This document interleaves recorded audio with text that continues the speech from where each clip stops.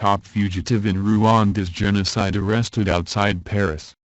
KIGALI, Rwanda, AP, one of the most wanted fugitives in Rwanda's 1994 genocide, a wealthy businessman accused of supplying machetes to killers and broadcasting propaganda urging mass slaughter, has been arrested outside Paris, authorities said Saturday.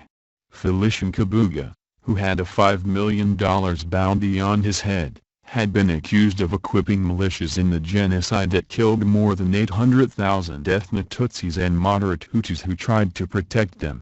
The 84-year-old Kabuga was arrested as a result of a joint investigation with the UN's International Residual Mechanism for Criminal Tribunals Office of the Prosecutor, French authorities said. He had been living in a town north of Paris, Asnieres-Sur-Seine, under an assumed name, the appeals court's prosecutor's office said. The UN's International Criminal Tribunal for Rwanda indicted Kabuga in 1997 on charges related to conspiracy to commit genocide, persecution and extermination.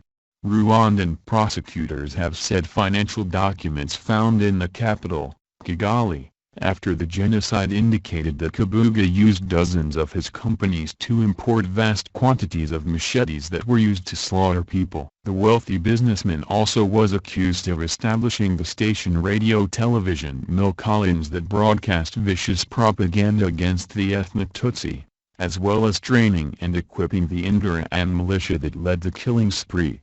UN Secretary-General Antonio Guterres welcomed Kabuga's arrest. According to UN spokesman Stéphane Dujarric said, "It sends a powerful message that those who are alleged to have committed such crimes cannot evade justice and will eventually be held accountable, even more than a quarter of a century later," Dujarric said.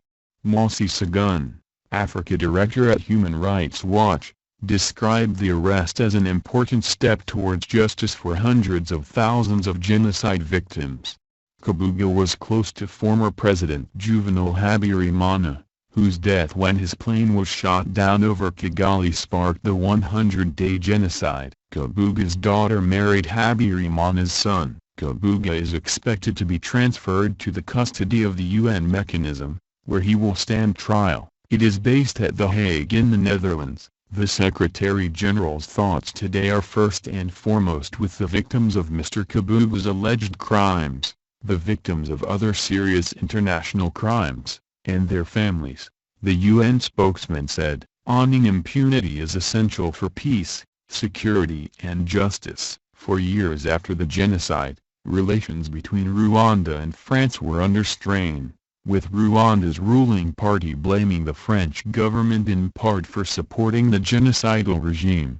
But under French President Emmanuel Macron, Kigali and Paris appear to have made some amends. In 2018, French authorities said they dropped an investigation into the 1994 plane crash, citing lack of sufficient evidence. Several people close to Rwandan President Paul Kagame had been under investigation and his government denounced the probe, saying it was aimed at exonerating France's suspected role in the genocide.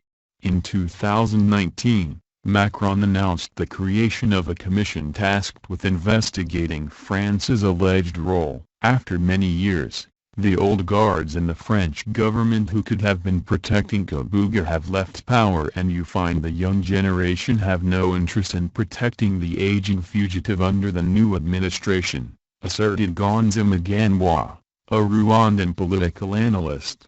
It's clear he was being protected and some powerful people knew his hiding place. They sold him.